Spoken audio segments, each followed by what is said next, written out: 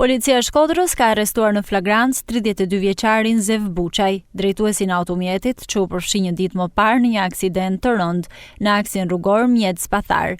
Automjeti që ai drejtonte ka dalë nga rruga, është përplasur me barrierat metalike të urës së Spatharit dhe ka përfunduar në liçenin e Vaut të Deos. Sipas drejtorisë vendore të policisë së Shkodrës, dyshohet se drejtuesi i mjetit ka humbur kontrollin mbi automjet duke shkaktuar aksidentin.